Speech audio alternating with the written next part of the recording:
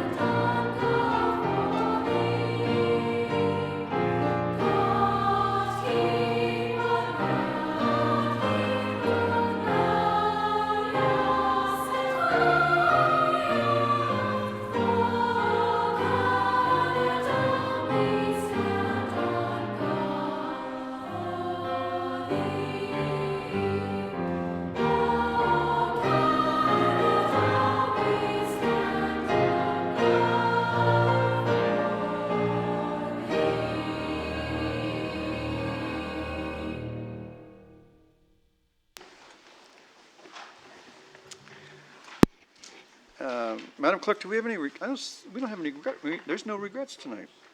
We're all here. What are these? All in our places with sunshiny faces.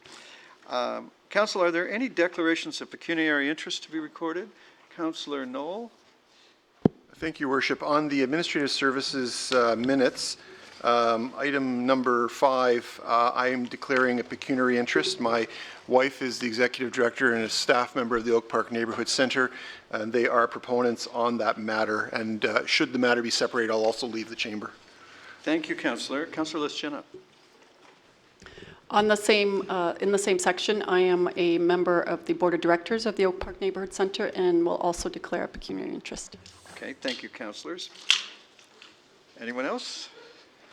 Okay, we're moving on now to, as I understand it, there are folks here who, it's important for them, I don't want to, there's some folks here for whom the proclamation I've issued today is important, and if we make them wait till the end of the meeting, it doesn't seem as kind as we would be by reading it now. So with no objection heard, I'm going to read today's proclamation for Autism Awareness Day. Whereas autism spectrum disorders, ASD, currently affect the lives of 100,000 Ontarians, including an estimated group of nearly 6,000 individuals in Halton Region and their families, and whereas ASD affects 1 in every 94 children born, as well as their families, friends, and communities, and whereas ASD affects all of us, regardless of race, economic and socio-cultural circumstances, education, or any other difference by which we are defined, and whereas ASD is a spectrum disorder, which means that it not only presents differently in every individual in whom it appears, but its characteristics will change over the life of each individual as well. This makes it even more difficult for society to understand the disorder. Indeed, it is said that if you've met one person with ASD, you've met one person with ASD. And whereas a child with ASD will become an adult with ASD, and whereas Autism Ontario is a leading source of information and referral on autism and one of the largest collective voices representing the autism community since 1994, Autism Ontario Halton Chapter has been providing support to thousands of families across Halton Region. And whereas Autism Ontario Halton Chapter is inviting all residents in Halton to raise public awareness as well as much needed support, now therefore I, Rob Burton, Mayor of the Town of Oakville, do hereby proclaim April 3rd, 2017 as Autism Awareness in Oakville. And that's signed, sealed, and delivered. So thank you, Council, for your patience on that. That brings us to the minutes of the previous council meetings. and they are listed in your agenda. Are there any corrections, and failing corrections, is there a mover and seconder to confirm them? Councillor Hutchins and Councillor Chisholm were first. All in favor? And the minutes are confirmed. Now, we have a public presentation from the United Way Oakville Cabinet Chair, and I see him in the room. Mr. Smith, would you like to come forward to the central microphone? And if you can direct your comments toward the microphone, the folks at home will have a chance to hear you too. Welcome, sir. Well, they wouldn't want to hear me.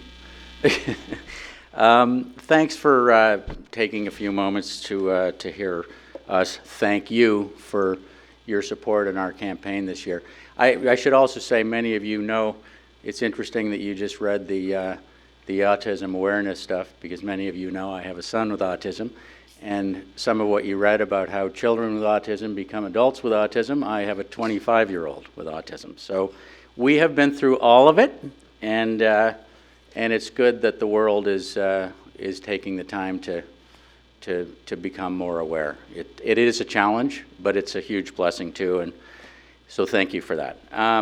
That's not why I'm here, but I thought it was interesting that happened while I was here. As you know, I think I came here early in the campaign to ask for your support, and later in the campaign we asked for some more of your support through the mayor. And I just wanted to come, the campaign is now over, so the best thing about this for me is the job that Mayor Burton described as a job, why he asked the question, why would anybody want this job as the cabinet chair? I took the job, it's over now, we succeeded, we hit our campaign target of $4.5 million in United Way Oakville, and we were very pleased to do it. And I just wanted to come and thank the town of Oakville for its support in many different ways. And I'm just going to quickly run through a few. Town of Oakville generated a little over $92,000 for our campaign this year, which is a big number, and it was a nice increase of about 9% over the year before. And you guys are on a really nice track. You're up about $24,000 on 2 years ago versus 2 years ago, and it's coming from all different areas. The employees are giving more. Special events are doing better, and your leadership component is doing much better. And so we thank you that all the cylinders are firing in a good direction. And we know a lot of people are responsible for that, and I just want to sort of thank Mayor Burton, thank the council, thank Ray Green, thank Gord Lalonde, thank Lynn Rogers and Neil Gallant, who ran the campaign here and actually received an award. I'll call them up in a minute. I also just wanted to say that late in the we had, in terms of leadership, we had 5 first-time leaders this year from the town of Oakville, and 11 leaders increased their leadership gift, which is matched by the Sprott Foundation, so that was very, very helpful to us. The other thing I just wanted to say is that late in the campaign, we were looking very dodgy. We were not going to make it. My brother Bill, who was on the cabinet, and you all know Bill, with me, we thought, hey, let's call the mayor, see if he'll help us. We had a meeting in the mayor's office. We asked if Mayor Burton would be willing to have some pleas go out under his signature, which he was very kind enough to agree to do. And so we sent out a bunch of requests for late support to get us over the line, and that was really an important part. You were gone at the celebration night when I thanked you publicly for that. So I'll thank you again now, because that really is the key thing that got us over the line. We generated tens of thousands of dollars out of that very late in the campaign, and thank you very much for that. We really appreciate it. So as the chair this year, I'm glad the job is finished. I'm glad we hit our number. I'm glad you guys helped us so much, and we're very, very appreciative of all the different parts of the town and what you did to help us get there. Meredith, can you come down? We just wanted to present you with this presentation, and why don't you guys come down?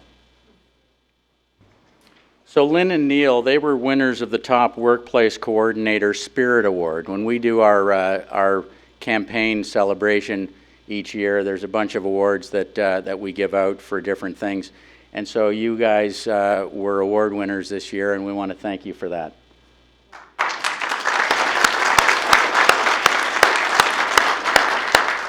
So there's the check in the bank.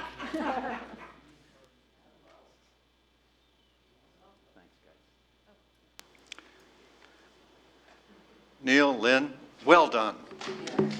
Anyway, thanks very much again for your support. Thank you, Terry. Thank you very much. It's a pleasure to work with you and Bill, and I look forward to the next opportunity. So now, Council, we have no registered delegations, and that brings us to our standing committee and committee of the whole reports section, and you have the community services and the administrative services. So I'm not a, let's see, there's something, is there something here for community services? No, eh? So is there a mover and seconder for the Community Services Committee report? Councillor Hutchins and Councillor Robinson. Any separations, discussion, all in favor? CSC is adopted. So Item 4. aha, It was referred without recommendation. let the record show I did ask. Yes. All right, so item 4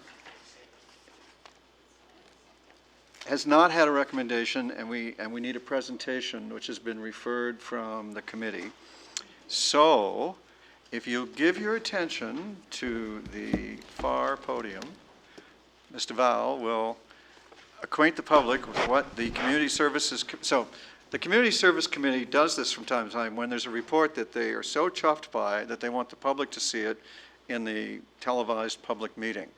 And so, here we go. And after the presentation, I imagine someone from two members of CSC might be moving and seconding the recommendation. And I've got them lined up, ready to go. So, away you go. Thank you, Mayor Burton, members of council. Just bear with me for a moment while this loads up. I'm very pleased this evening to present the findings of the age-friendly baseline study that we conducted. And I'm particularly pleased because the results are very positive. And as soon as this is loaded, we'll get to it. So while it's loading, I'll just start with a little bit of background. Just a reminder that back in 2014, Council approved staff to proceed with the development of a baseline, an age-friendly baseline study. And It's the age-friendly one right here? Yep, I'll try that one. And the study was thank you. There we go. So what we did is we put together a steering committee, and that committee was made up of staff from a number of departments across the town, as well as a community representative from the seniors working at advisory group, as well as councillors Duddock and Robinson, who was very instrumental members of the committee as well. The purpose of the study was to establish an age-friendly baseline. It was also to help us prepare an inventory of the initiatives that we currently had underway and any future initiatives to support age-friendliness. And then based on the findings, we would be making a recommendation on what the next steps would be, if indeed there would be any next steps. So just as a reminder, the definition of age-friendly from the World Health Organization is a city that encourages active aging by optimizing opportunities for health, participation, and security in order to enhance the quality of life of people as they age. And the World Health Organization identifies 8 different features or dimensions, they're called, of an age-friendly community. And these are outdoor spaces, transportation, housing, social participation, respect and social inclusion, civic participation, employment, communication and information, and community support and health services. And under each of these are a number of different elements that would support age-friendliness. We also looked at the provincial approach, which was a little bit different. It was less prescriptive, primarily provided a guideline for organizations to follow to address age friendliness. And the steps that they had recommended was, first of all, to define local principles, to assess the needs, develop an action plan, and then implement and evaluate. So the approach that we took was actually a combination of those two. We would start with doing an assessment, defining the need internally, taking a look at the status of age friendliness here in Oakville, but we would do it under the 8 dimensions of the World Health Organization.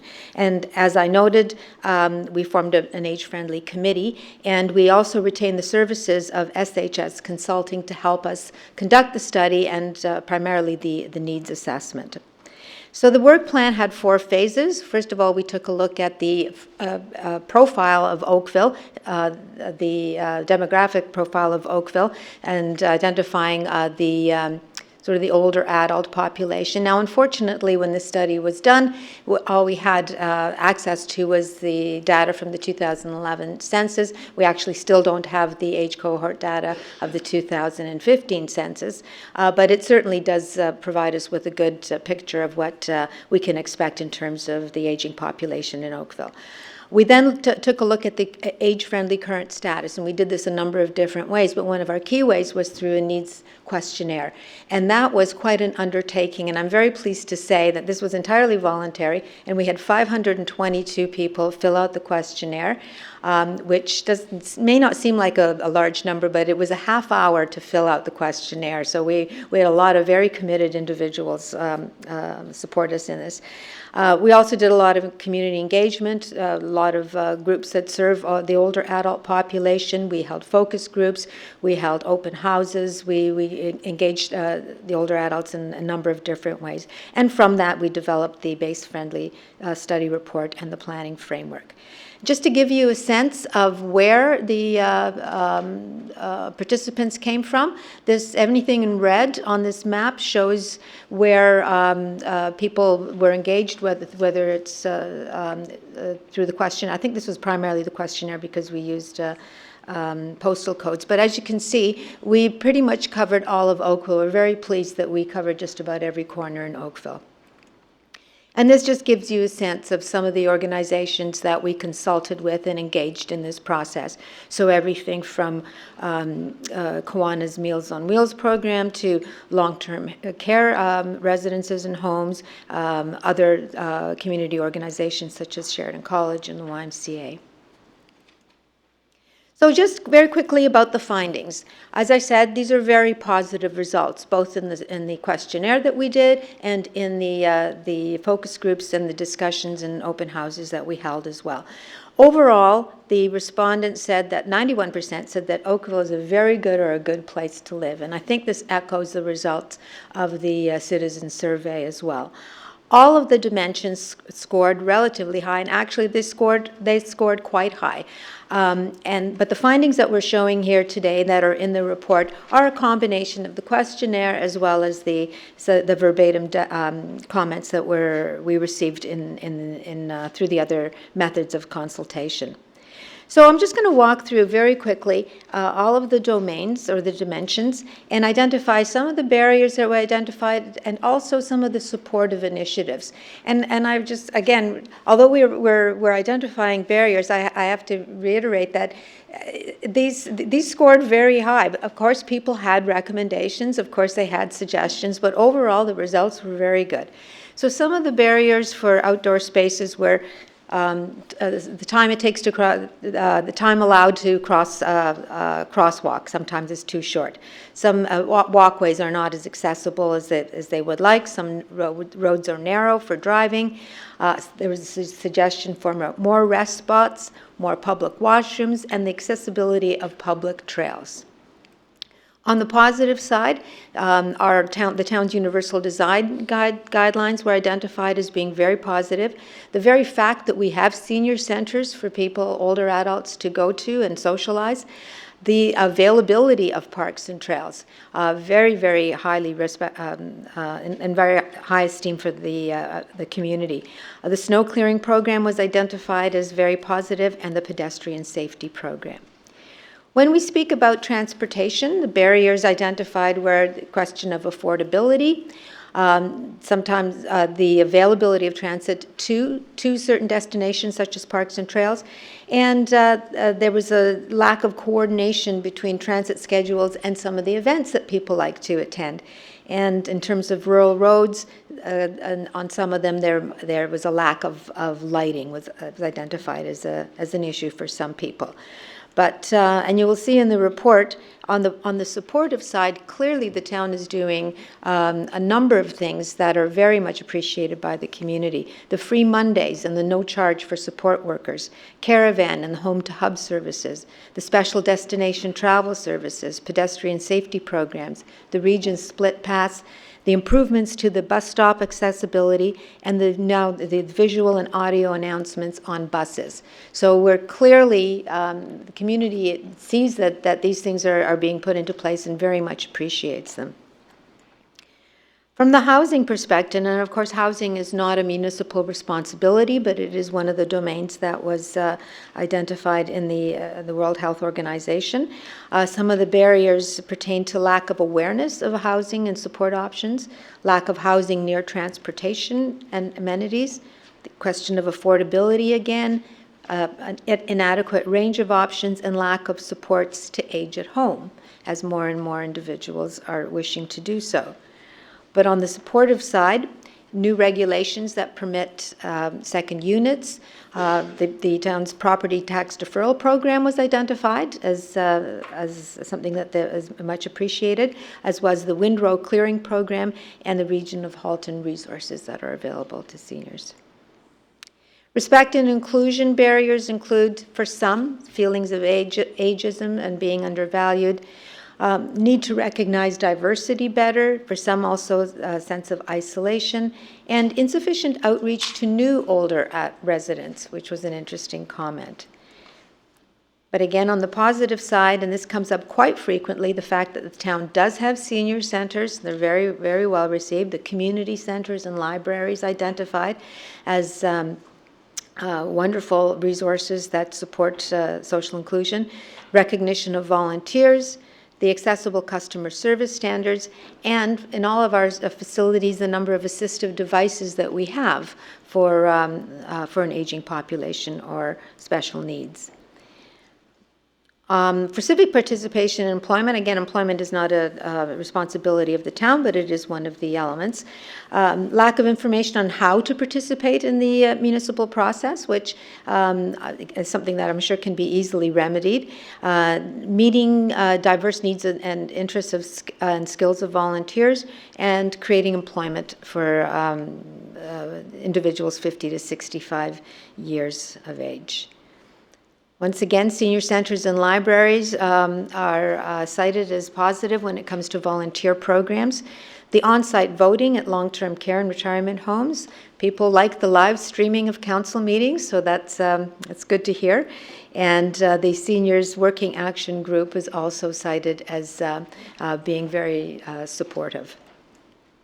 For social participation, some of the barriers include social isolation and loneliness, lack of engagement of people from all backgrounds, and again, the affordability question for seniors of low income.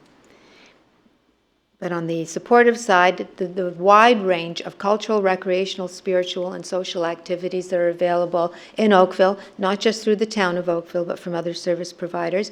Once again, senior centers and libraries. Senior speakers was cited as supportive, and the Rec Connect program, which provides financial support to individuals who can't afford the town services.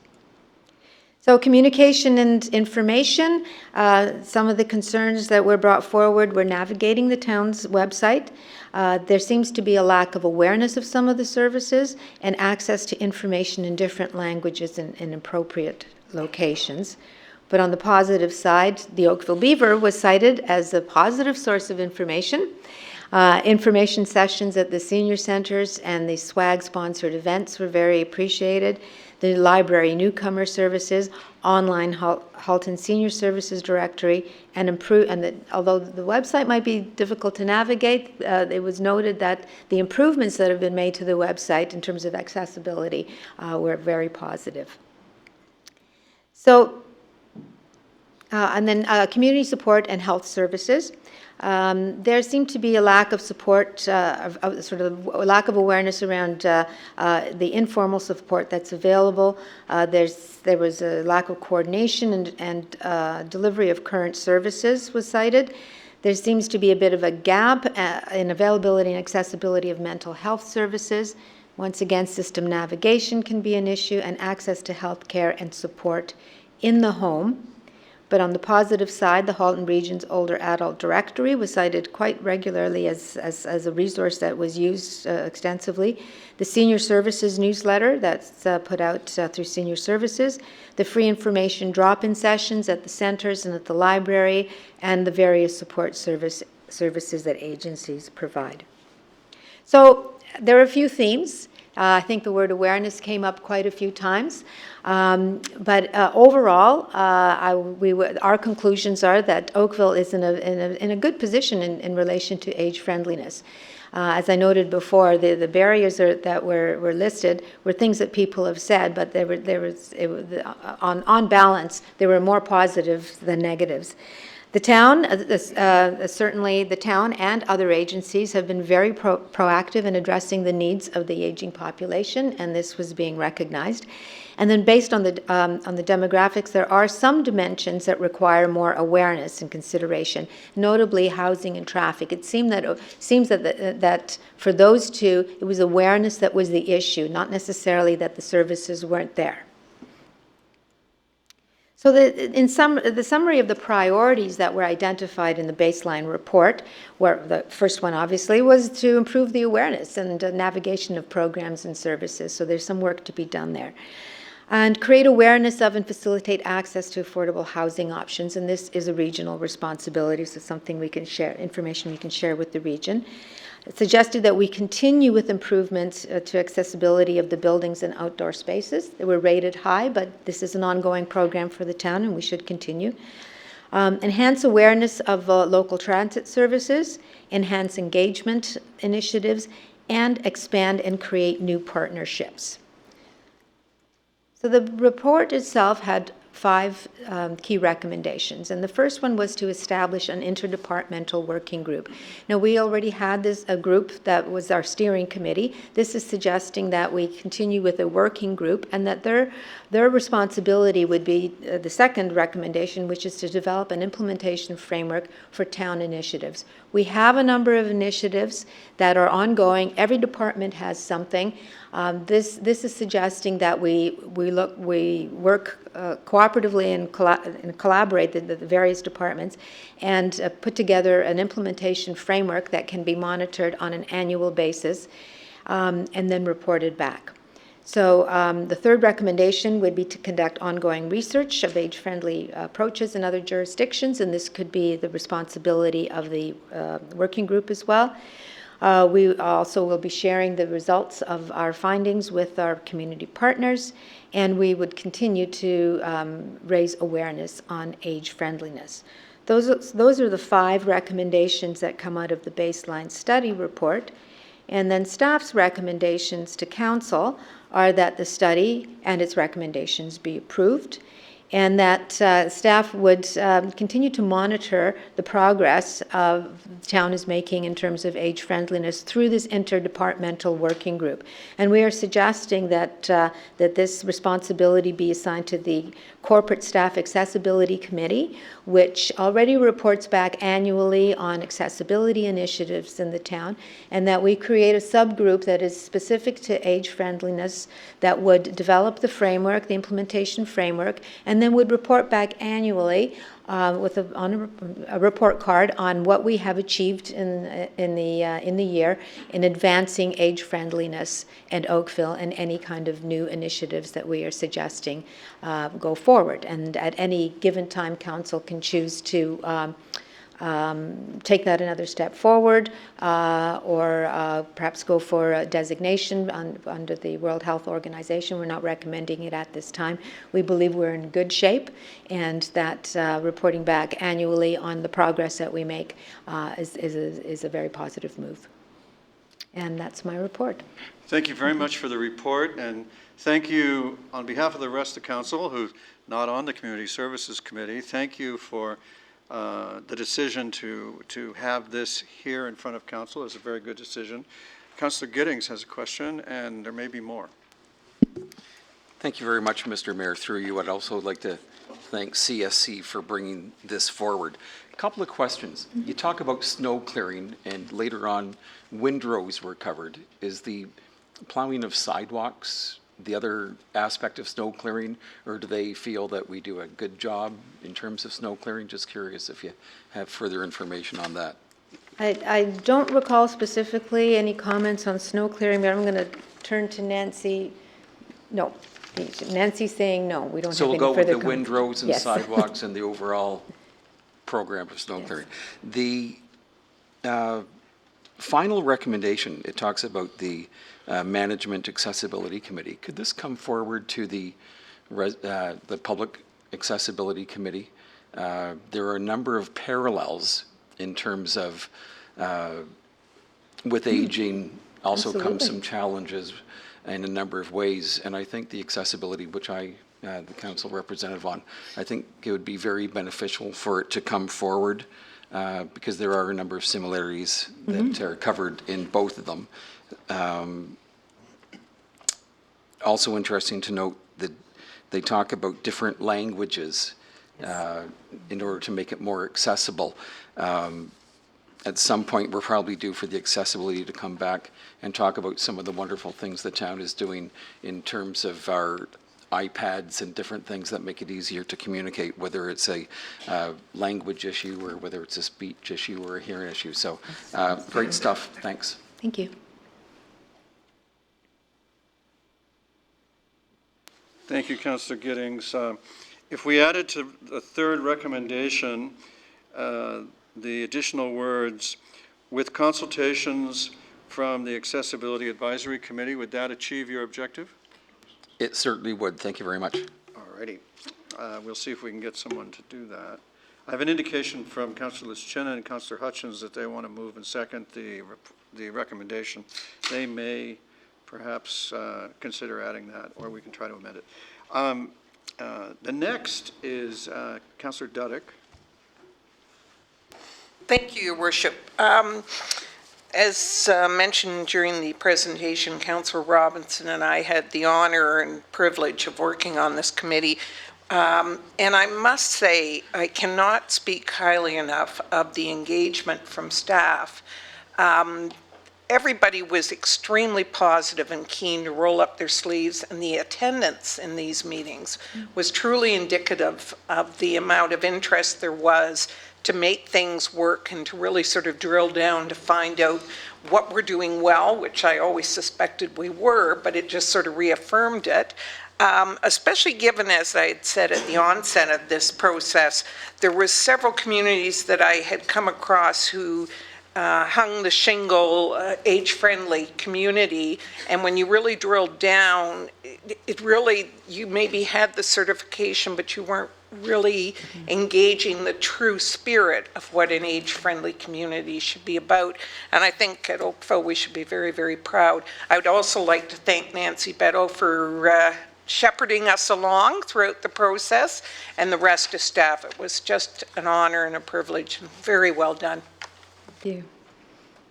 I thank you, Councillor Dudek, and I would echo that the committee was absolutely amazing, and I think there was tremendous learning and really supportive of one another, and very, very engaged in the entire process. Councillor Knoll. Thank you, Worship. Once again, echo what my colleagues have said. Thank you for this report. It was interesting, and I appreciate the fact that you brought it to council, members of committee, so that we could all hear the findings. I just have a couple questions. First of all, 500 is a very impressive sample size. This is all done through focus group? Am I correct? No, well, there were focus groups, Right. yes, but the questionnaire, first, there was an online questionnaire. We also had paper copies. We actually went to, and I'm going to look at Nancy, she'll help me out on this, but we went to seniors' homes, and we engaged seniors there. I think we had them on buses. We tried everything to try to get to the right population, and we were very pleased with the results. Did you take advantage of opportunities to work through the library on the surveys as well? Were you in the libraries? Yes, they were in the branches? library as well, That's yes. good. That's sort of a little plug for the libraries. In terms of the demographics of those that you were surveying, I mean, obviously we know the age demographic is appropriate, but what about economic demographics? Were you being cognizant of the need to have a good cross-section of analysis over the economics of seniors living in various degrees of wealth or lack thereof? Yes. I don't know that we asked the question of income, but we did, through some of the results, for example, home ownership, we were able to determine that I think that the cross-section was relatively indicative of the population of Oakville, which tended to be a higher income category. Most of them, for example, drive a car and they don't take transit. So were we able to, because this was, I guess it's not considered a random survey because we actually went out to try to get people, but I can't say if it was completely representative of the entire population. But it sounds like based on where you went to get the surveys, though, that would have automatically randomized it in a sense that you would have been able to get a good cross-section of economic groups. Would that be an accurate statement? That was the intent, yes. Okay. Now, I'm just looking at the focus group participants, and I'm just noticing some of the where you actually did, or you actually had representation in focus groups. But you mentioned that you went to seniors' homes. Are you referring to long-term care centers, or are you referring to subsidized housing communities, et cetera? And I'm specifically referring to, for example, Oakville Senior Citizens Center, Oakville Senior Citizens Residence, or any of the other seniors buildings that have a large number of subsidized suites in them. I'm going to ask Nancy Bedot to respond to that. We actually reached out to a number of our partners that are involved in the Tour of Lights every year. So we bring from nursing homes and retirement homes. So we access those people and gave them copies of the survey. And a lot of the different nursing homes, retirement homes brought the residents down and had little sort of informal sessions, and they worked on the survey together. And then we went through also Wheels on Meals, and we made sure that someone who was delivering a hot lunch could actually spend a bit of time with someone and do the survey together. So we did get some isolated seniors as well. That's excellent. Thank you very much. I think it was a very good piece of work. Thanks for the effort. Thanks. Councillor Hutchins. Thank you very much. Thank you very much.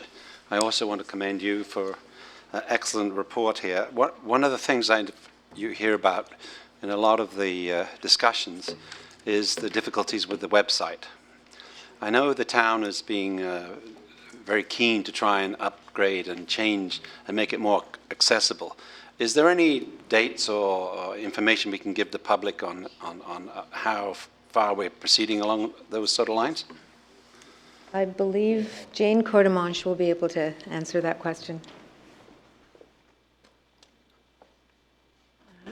Through you, Mr. Mayor, we will be, around the summer months, we'll be going with a mobile-friendly version. So that's our upgrade this year, is to take the website into a mobile-friendly.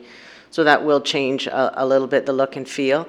We are doing a refresh next year. We'll be consulting with the public on that and getting their input into the navigation and various other components. So that will be a 2018 initiative.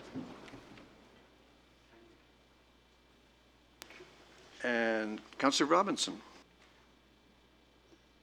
Thank you very much, Your Worship. I just like that, and it was already mentioned, but I just want to reinforce the support that the SWAG committee, which most of you are probably familiar of, but not nearly as aware of everything that they do as maybe we should be. They were very supportive. They attended a lot of functions. Some did more work than others, but their heart was behind this, and they understood where it was heading, and they were very happy to do anything they could to make it work that much better. And I want to once again recognize the support that SWAG continues to give the town in any event that they become involved in. Councillor Lischina. Thank you very much. That was an excellent report as well. I commend you. My question is about the language barrier. That was identified as a barrier. So when a senior would get a call regarding this survey and they had difficulty with the language, were they just said, sorry, we're done? Or was there a follow-up with a translator? Or did anything happen in that case? I'm going to ask Nancy to come forward again. We did partner with HMC, so we did have some of the staff assist us, especially with the Iroquois Ridge group, with the seniors group in that area. Great, thank you. I did want to hear that.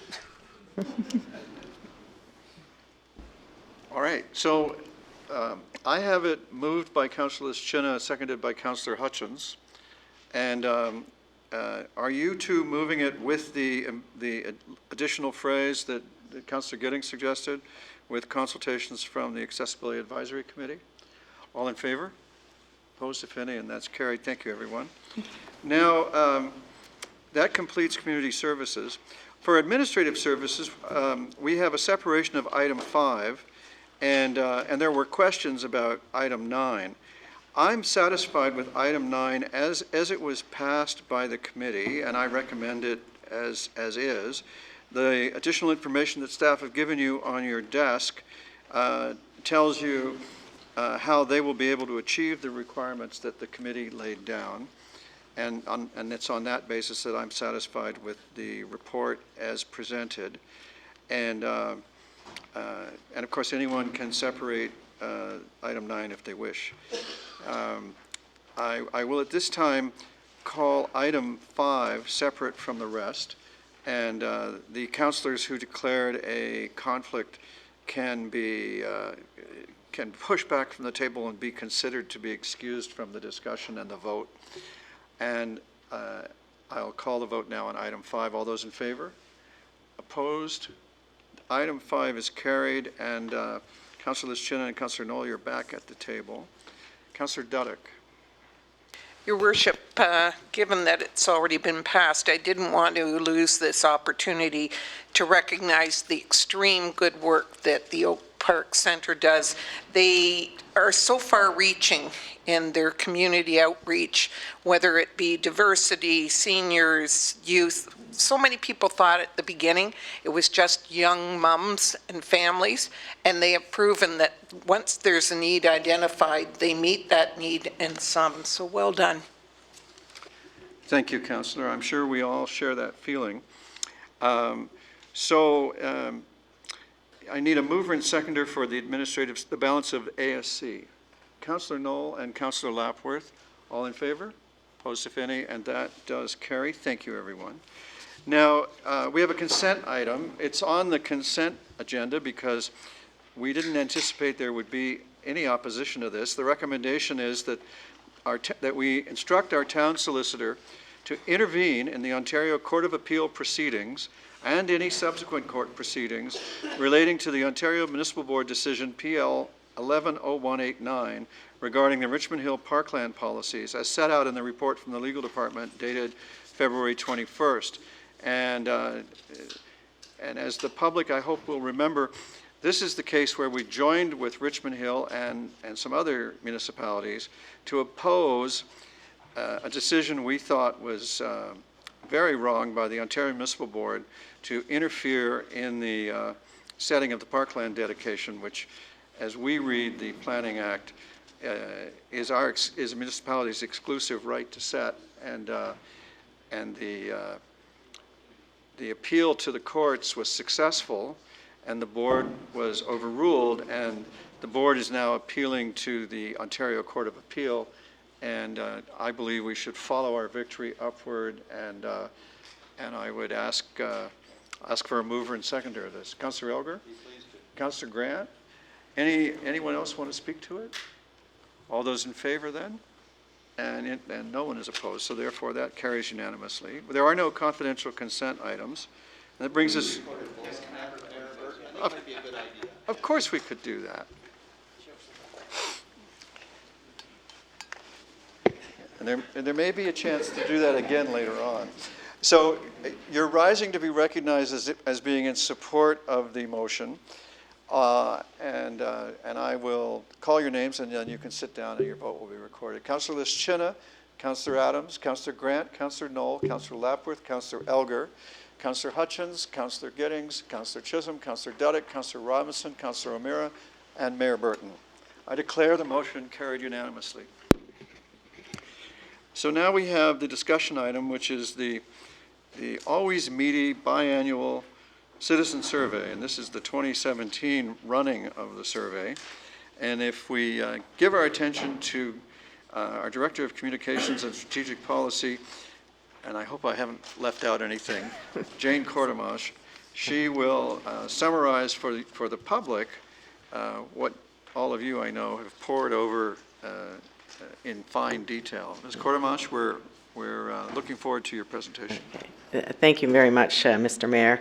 And before I begin, I also just wanted to mention to Councillor Lischina, the town also uses a service called Language Line. So anyone who doesn't speak or communicate in English, who interacts with the town or the library, can use Language Line, and then we have automatic interpretation. So no one's turned away because they can't communicate in English. The presentation today, and I actually have Craig Warden, who is the Executive Vice President with Polaris Strategic Insights, here to walk you through the results of our 2017 survey. As you know, we do this every 2 years to track progress that we're making towards achieving Council's strategic priorities. The survey itself includes a random telephone survey. We did have lots of discussion, I noticed, in the last item. We do an online survey too, which allow people to self-select, as well as using our online idea form, which again allows people to identify topics of interest to them, and all of that material was included in the report.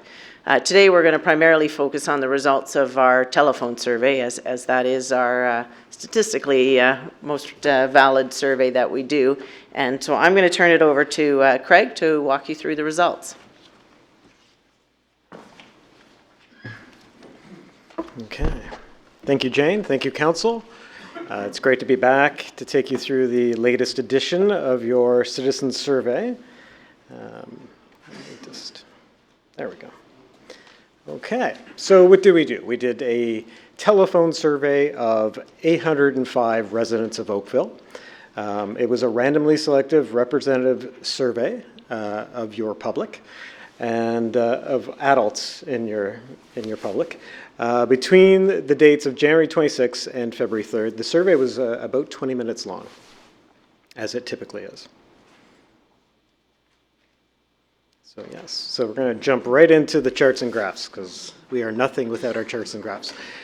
We start off the survey, as we always do, with an open-ended question, allowing them to provide their responses in their own words, and then we categorize them afterwards, as you can see here. Now, what will help you read this is that the light blue bar that is on top of the rest of the bars, that is our current result. And then you can see that falling down from there is all of the previous results going back to 2015, 13, 11, 9, and 7.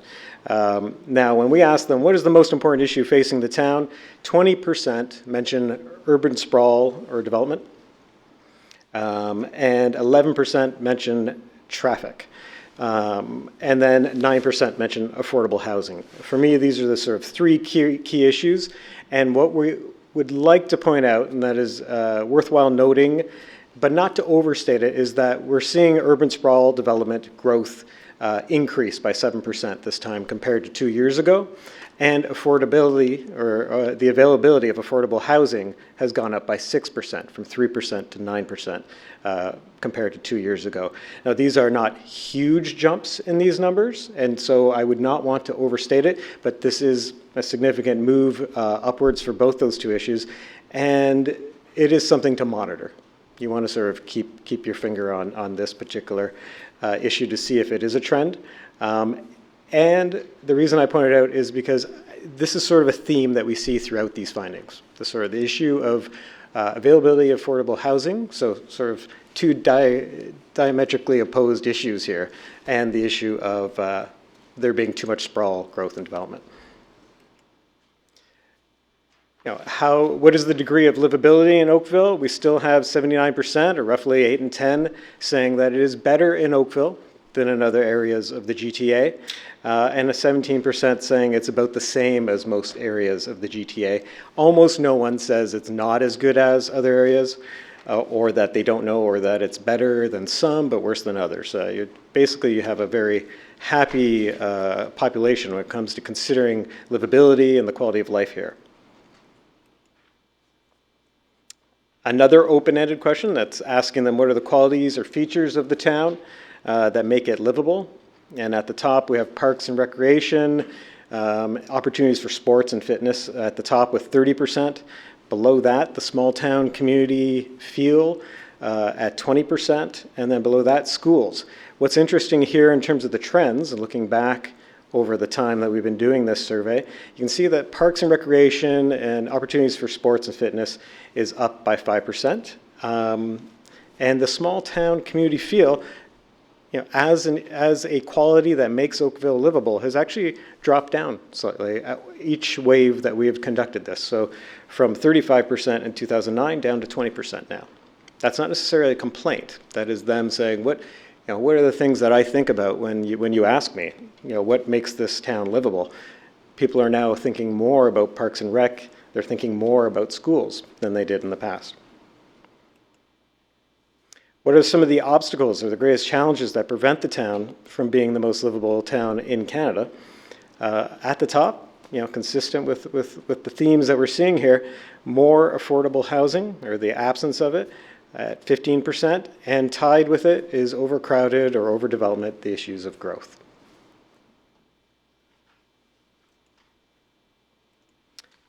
So how satisfied are they with the town of Oakville's government?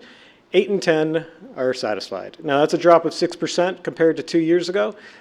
Again, I would not want that to be overstated or to be sort of anybody waving a flag of crisis. You still have 8 in 10 who are satisfied, and that is a very, very good score. Notably, you actually have a slight increase in those who are saying they're very satisfied, going from 26% to 29%. And you can see here, this is a little trend line bar for you. You can see the blue bar is those who are saying that they're satisfied with the government performance.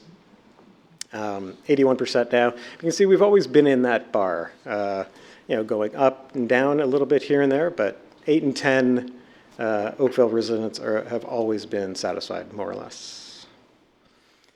Let's look at that satisfaction by demographics. You can see here where we've circled it in red, that denotes a higher percentage or a significantly higher percentage, and the yellow boxes denote a lower percentage. So those who are satisfied do tend to be sort of more, you can find them more likely in the middle age bracket and in the middle to upper middle income brackets.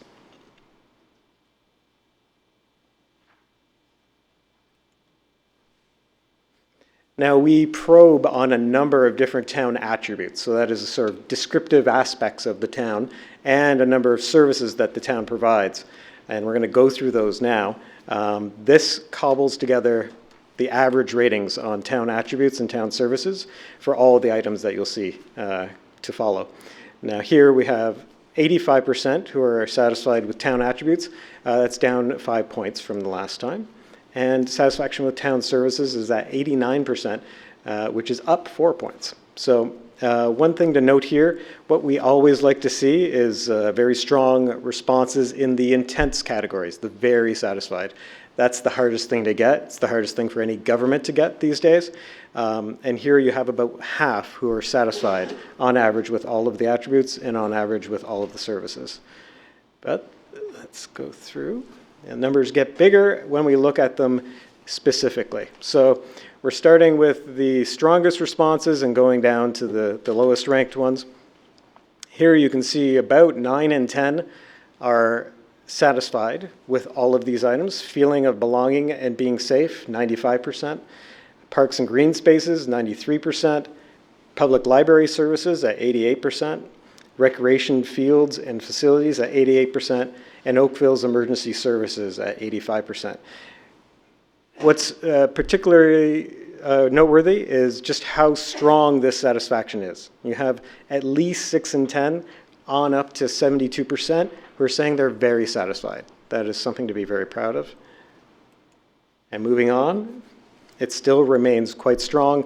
What you'll see here is that the very satisfied kind of drops off a little bit, but if you look down the side, the total satisfaction, those who are saying very and somewhat satisfied, remains in the 8 and 10 on up to almost 9 and 10 for the items listed here: recreation programs, harbors and waterfront areas, quality of buildings and overall appearance, availability of online services, and winter road and sidewalk maintenance, which is up +7. When we did it 2 years ago, we did it right after a particularly strong snowstorm, and your rating actually went down that year a little bit because it was right in the middle of all that when we did the survey, and now it's gone up.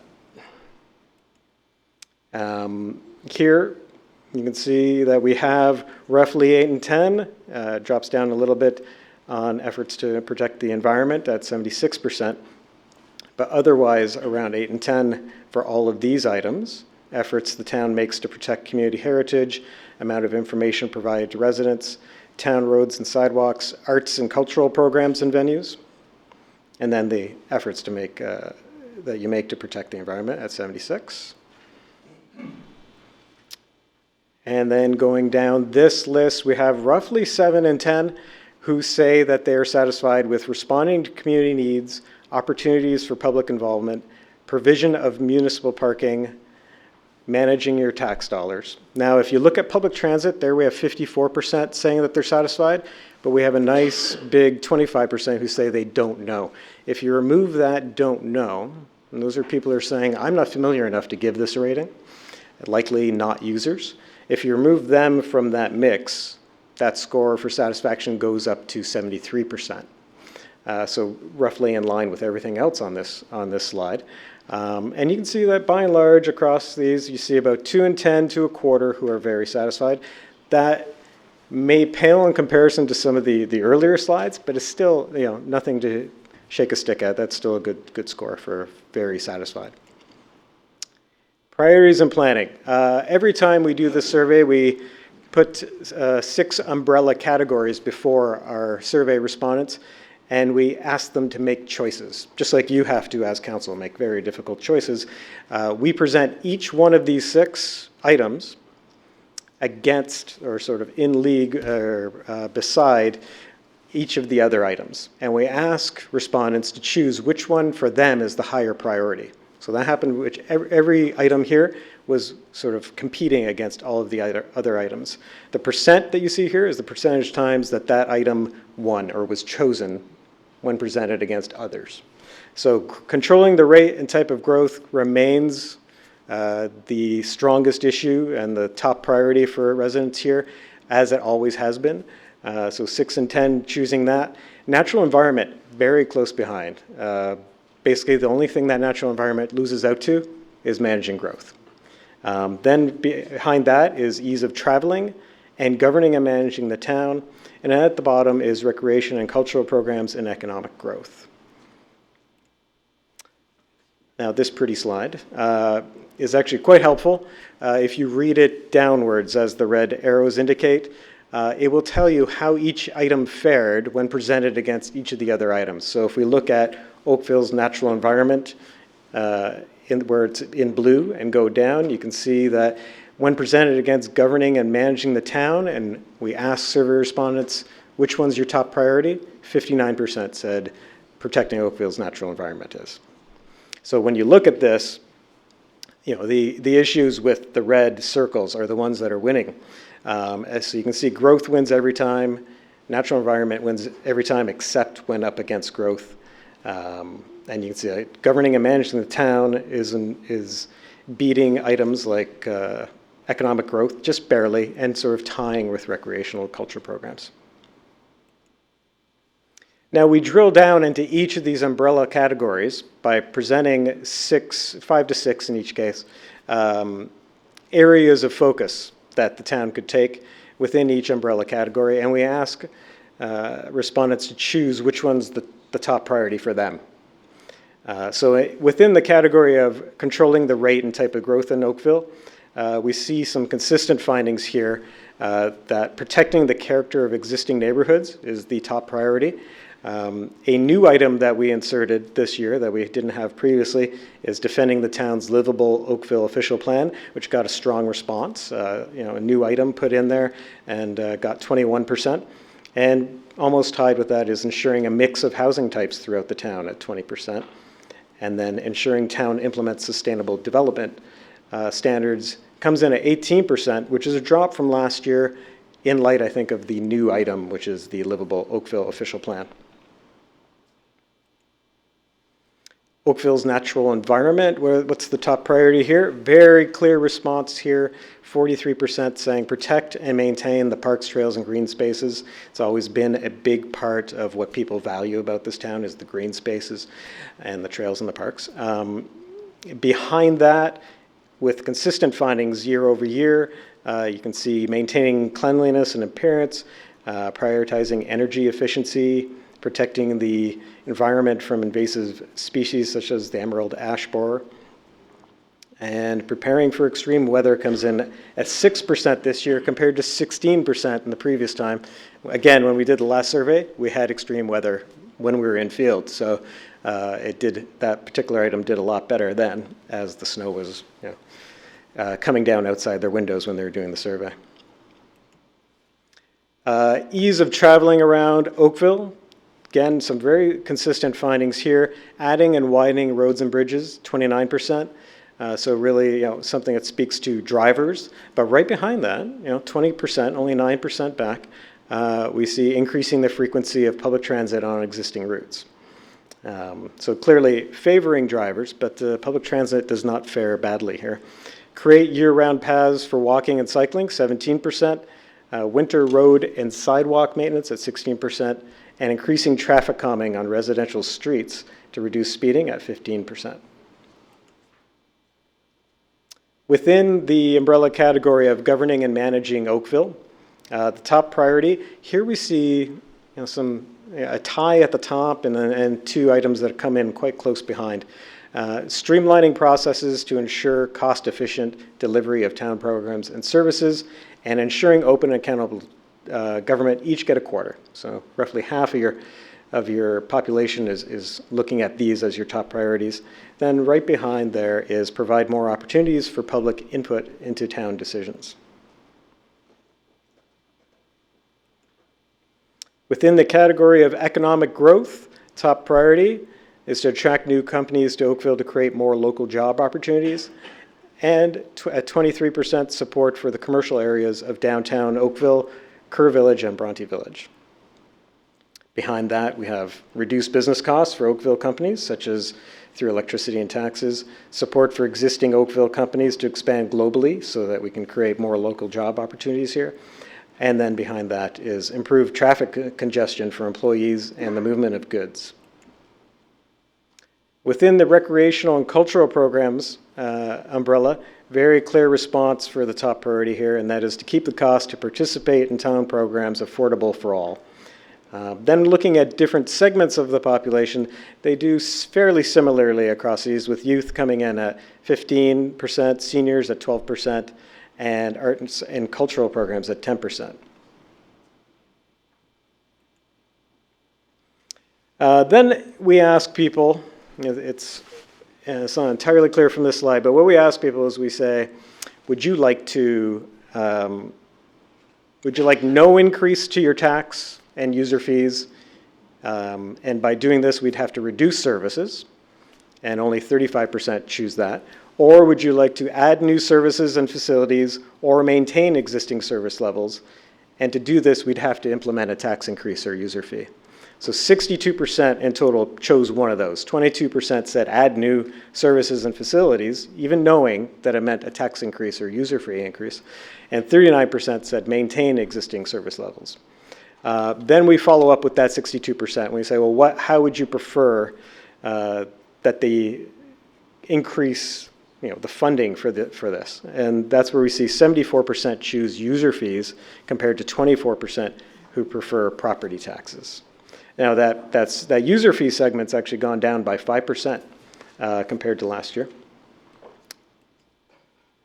Now let's look at contact with the town. So in the past 2 years, have you contacted the town of Oakville for any reason? And if so, how did you do it? We still have 64% who have contacted the town in the past 2 years, so steady with 2015. The main way that they are contacting is through the telephone. That remains steady. The website is up to 12%, so since 2011, it's more than doubled. Email comes in at 7%. In-person has dropped to almost nothing, to 1% from 10% last year. Going to a town facility, it remains steady at 1%. I'm going backwards. There we go.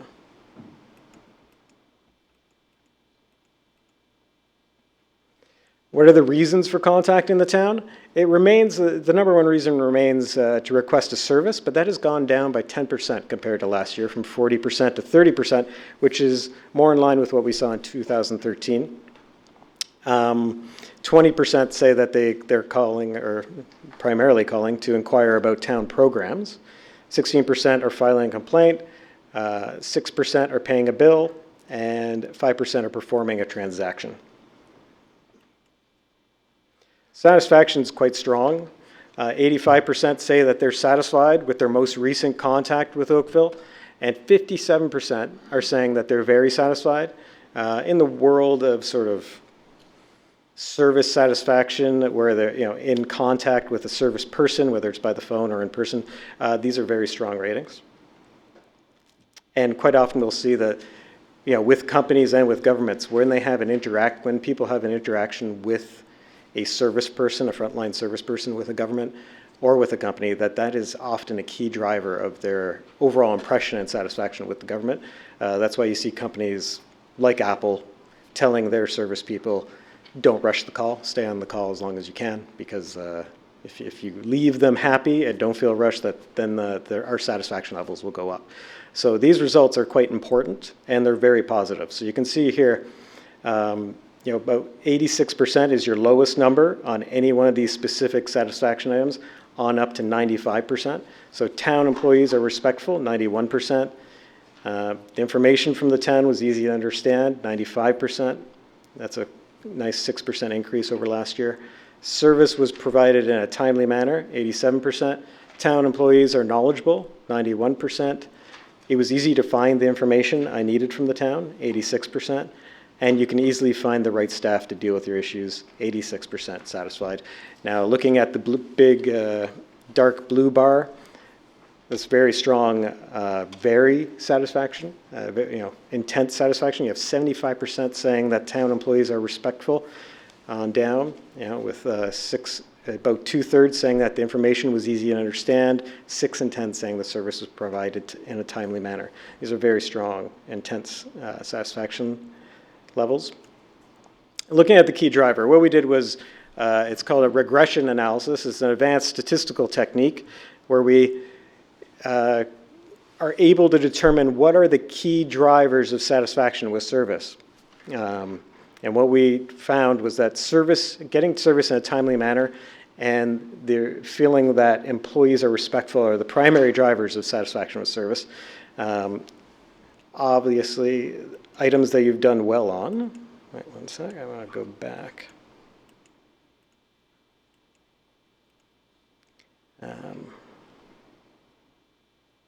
So timely manner, 87%, and employees respectful, one of your strongest ones at 91%. So your primary drivers of satisfaction, you're doing well on. What we often have to tell our clients is, here are your key drivers, and you're not doing well on these. There's a real gap here. They're very important to your satisfaction levels, but you really have to do a better job. The ease of finding the information is also important. The others less so. Finding town information, where do they go? They primarily go to the website, not surprising. These days, that's where most people go for most information is to the website or to Google. In this case, through your website, 73%, telephone, 5%, internet, not the town website, so often this means a Google search, 5%, local newspapers, town brochures at 3%, and social media at 3%. And a sort of slice of life element in the survey, we asked people how often they engaged in the following activities. You can see 74% in the past 12 months visited a community center, park, or trail. And that's on a weekly or monthly basis. And then participated in a recreation or cultural program offered by the town or community organization. There we find 34% have on a weekly or monthly basis, with just 27% saying never. And in the next year, how likely are they to use the following modes of transportation to get around Oakville? See, car, obviously at 97%, where they're very or somewhat likely, walking at 95%, bicycle at 64%, public transit at 37%, and an Uber-type driving service at 33%, just above taxi cab at 29%. And what's the most important factor for transportation? As always, we find it's convenience at 31%, and how can I get where I'm going in the fastest way at 25%.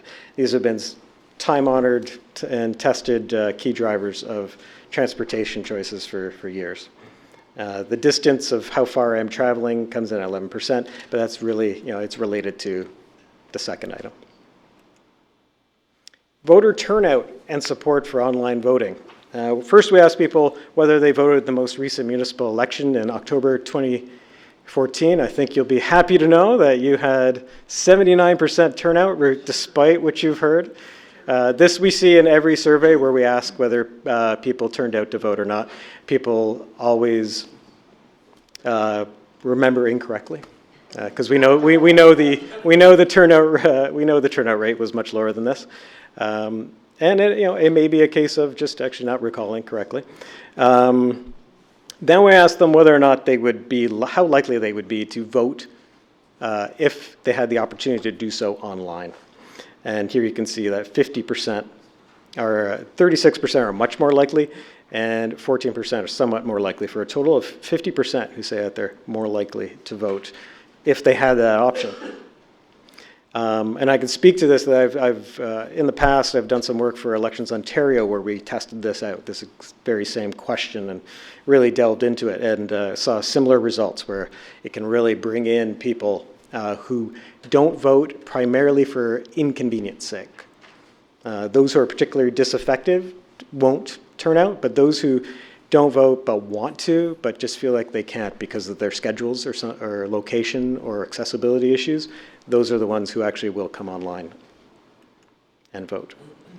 Now we'll just look briefly at your online survey component to this survey. So again, this wasn't randomly selected, and so we can't say it's representative of your public. What you often get with this survey is, in any location, is an engaged resident, maybe more engaged than what we'll get on the sort of randomly selected representative sample.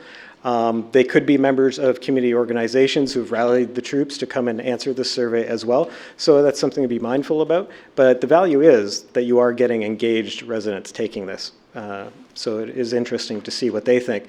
They're not that different from the rest of the survey. So you can see here that their top issues are growth and development.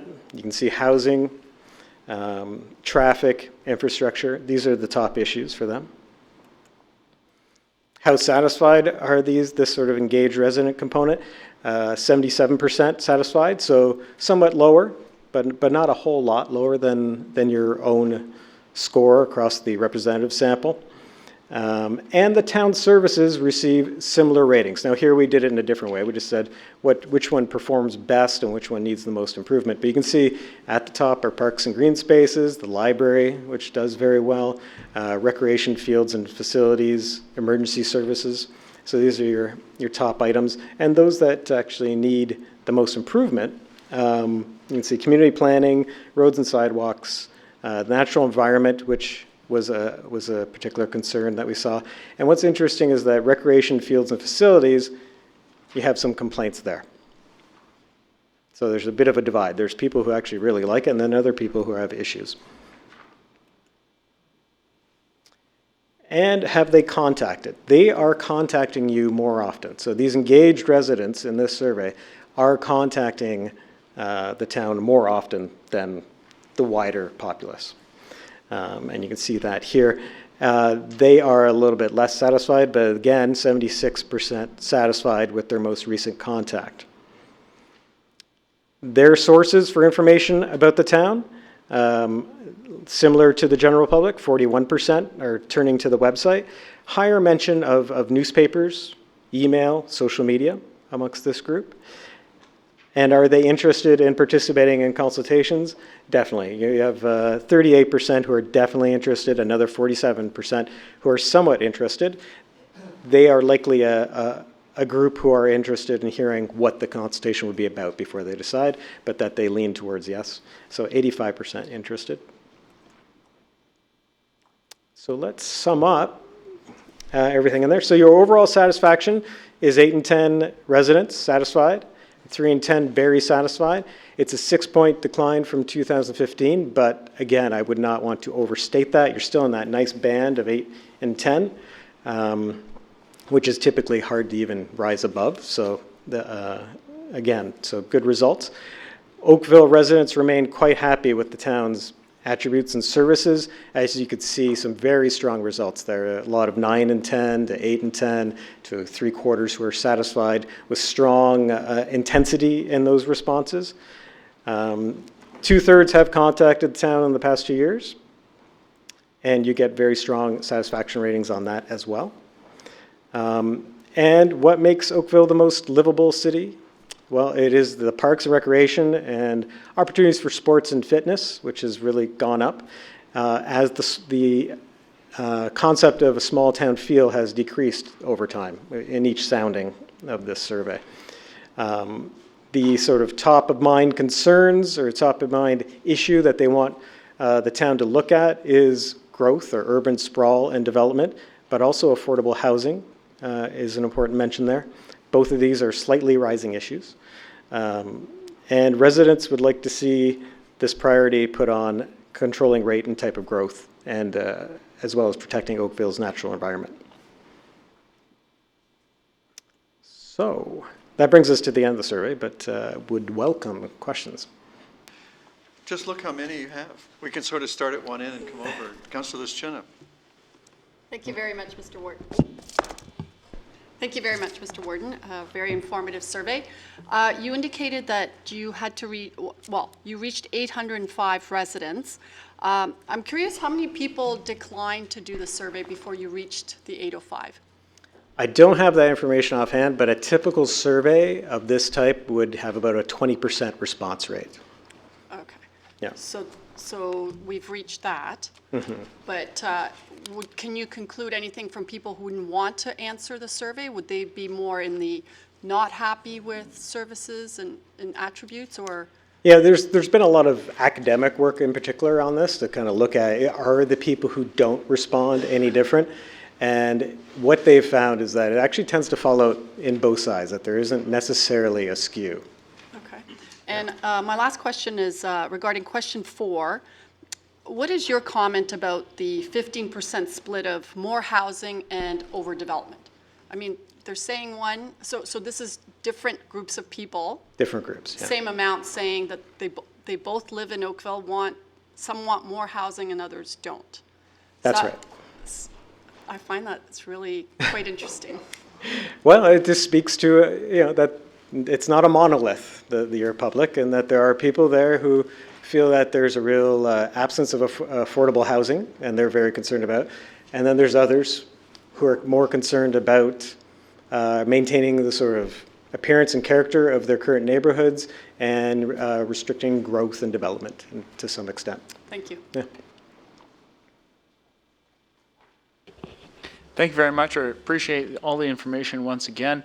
I've got 2 sets of questions. The first one, I think, is one that we've discussed previously with you, and that is the issue of comparing ourselves to other municipalities. Do you have any insights for us on how we rank up with other municipalities, particularly in the GTA? Yeah, we actually conducted a survey. Now, the funny thing is we're actually in field as we speak, and we'll have numbers to you that we're just doing this on a complementary basis, so we have some very current normative data to compare yourselves to, and we'll have that in about a week's time, and we'll be sharing that. We'll send it through to Jane, just so that we have something current.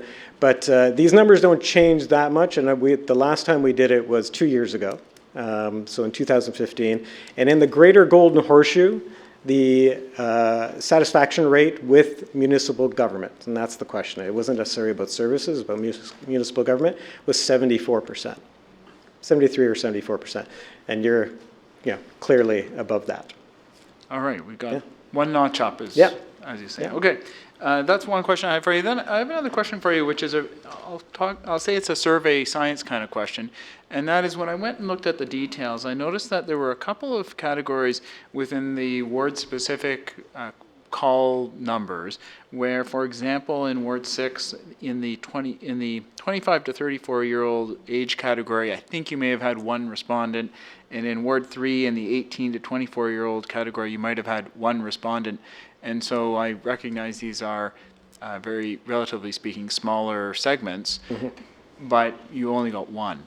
And I wondered, how does that respondent get weighted or dealt with in terms of trying to broaden the study and the review? Right. And we would never want to analyze the data at that level. So when you go into a ward where we have the subsample at about 100 to 150 or so, you don't want to look at it below that unless you do a larger survey, which is cost prohibitive.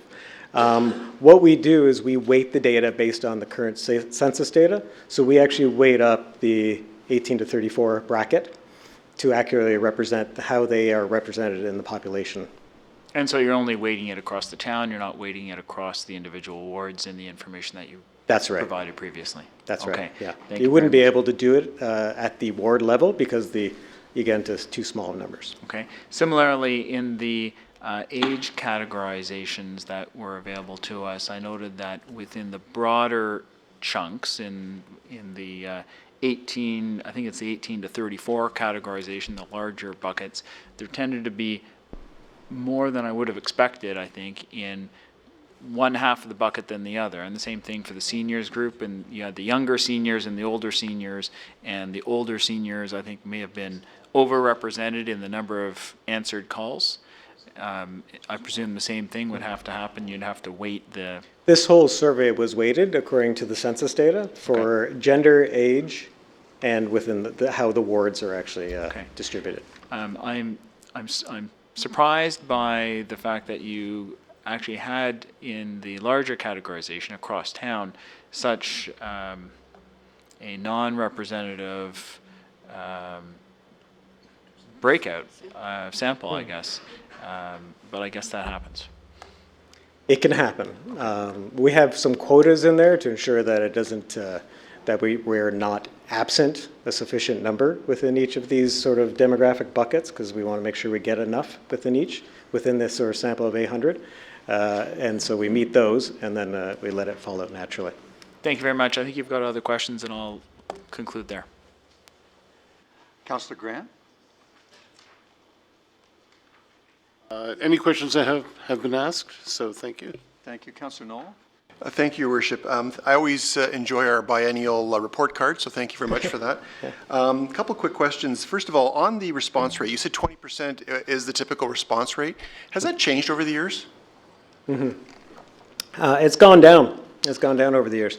Yeah. And 20% is a response rate that we don't actually typically see, but we do tend to see it on surveys of a municipal nature or on surveys of a healthcare nature. So any kind of survey where people tend to really have a particular increased interest. So that's why I don't have the numbers offhand on this particular survey, but for municipal surveys, we often see around 20%. Yeah. Okay. With respect to that, in terms of that 79% of the citizens who voted, could it be concluded that the percentage is so high because the people who would be predisposed to spending 20 minutes talking about municipal services are probably also the ones that vote? That's a result that we've always seen. It's always been thus, where people are over-reporting their past turnout. So you think it actually is over-reporting as opposed to just the way the sample works? Okay, interesting. Yeah, for sure. In terms of, I was intrigued by the question with respect to internet voting, and we've already dealt with that on council a couple months ago, but I'm curious about that result. From what I recall from some of the research that we've seen, doesn't necessarily hold up in reality, where it says that more people would vote if it was available. What is your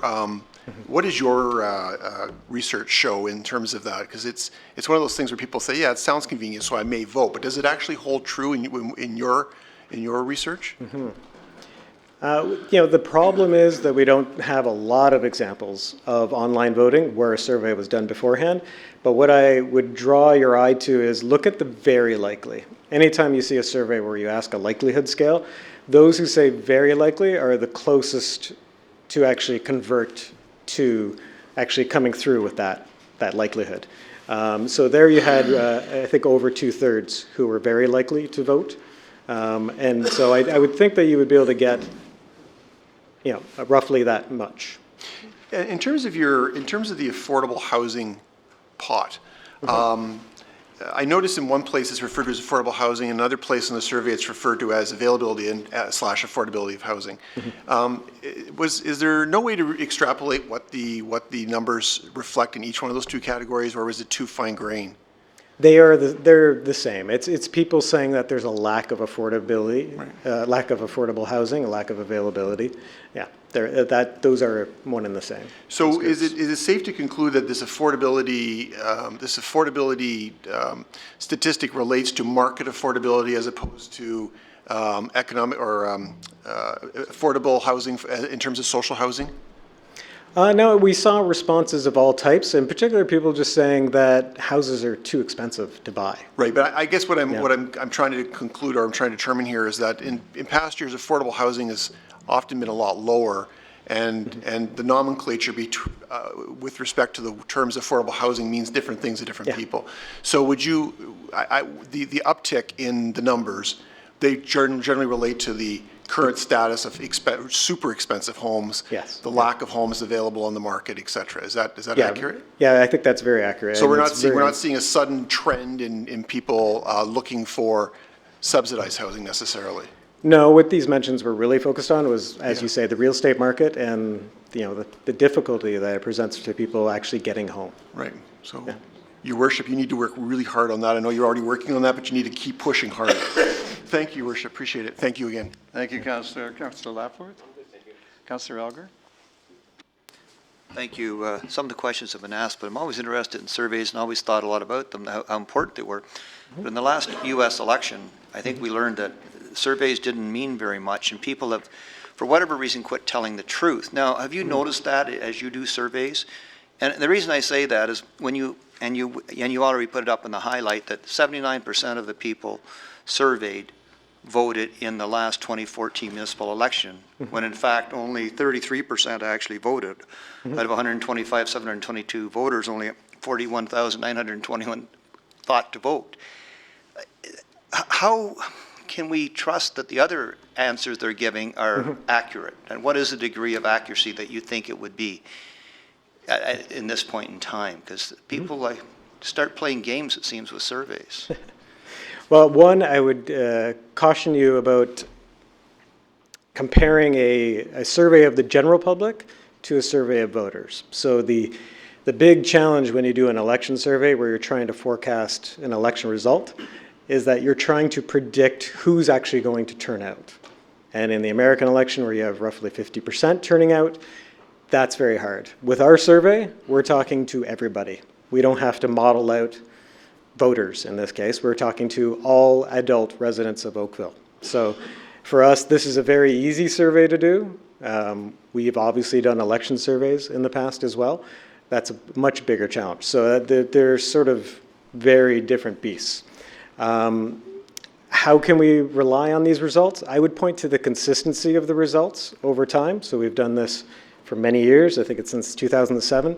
And the results are highly consistent year over year. That speaks to the reliability of what we're doing. So our sample size of around 800, that is representative and accuracy of how much? What's the percentage? Plus or minus 3.5%, 19 times out of 20. With the exception of question 77, I guess, on elections. I thank you very much for what you're doing. Yeah, thank you. Thank you, Councillor. Councillor Hutchins?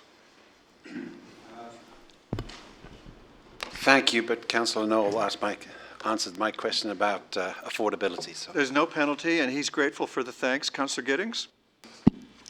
Thank you, Mr. Mayor. Curious in terms of the sampling. With about half of the population not having a home telephone or a traditional bell line, could you remind me how we get to those predominantly younger members? We see the 18 to 34 difficulties.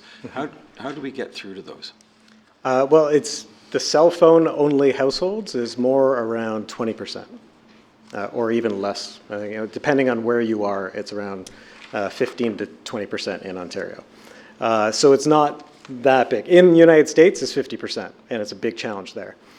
So for us here, it's not that much of a challenge. I believe that we allowed cell phone sample to be included in our sample, along with the rest of the sample, which is basically the equivalent of a phone book. So everybody has a chance to be called in that respect. So I understand random digit dialing through the traditional bell lines. How do you do random digit through, whether it be 64729, whatever the cell numbers are? Because they don't have the geographic. Yeah, no, you're right. No, it's very difficult. So we do a lot of that. It costs a lot more to include a special cell phone sample in your sample. So it's much more expensive. And then it actually gets, we're getting nitty gritty, but it actually gets very difficult because of the rate centers or the call centers for cell phone. So cell phone numbers get associated sometimes with the wrong postal code because people might have a 416 number but live in Oakville or vice versa. So quite often you have to sometimes ask and confirm when you get them on the phone. So you buy a cell phone sample, and then you also have to ask whether or not they live in Oakville and so on. So that's the next great challenge. Yeah. Thanks. An expensive one. Moving right along, Councillor Chisholm. Councillor Duddick. Councillor Robinson.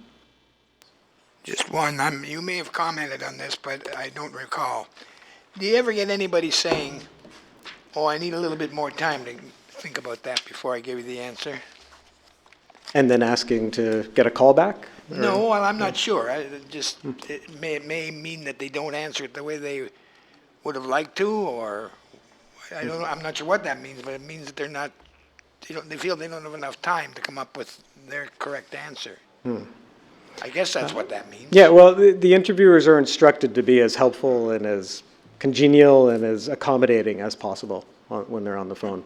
So if anybody said that, well, then the interviewer might wait. Now, I'm not sure if the person says, I need to wait a long time, then we actually can schedule a call back and say, we can stop the survey here, and when can we phone you back? And we'll schedule it, and we'll phone them back at that time. Oh, that's good to know. Yeah, Okay, yeah, we thanks. definitely do that. Thanks.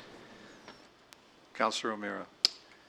Thank you very much. And I do believe the last time you were here, I had referenced the 2014 number of 1 in 5 people were disconnected. So I would imagine that's growing at an exponential number. And perhaps, Your Worship, maybe this isn't a question, but rather for staff.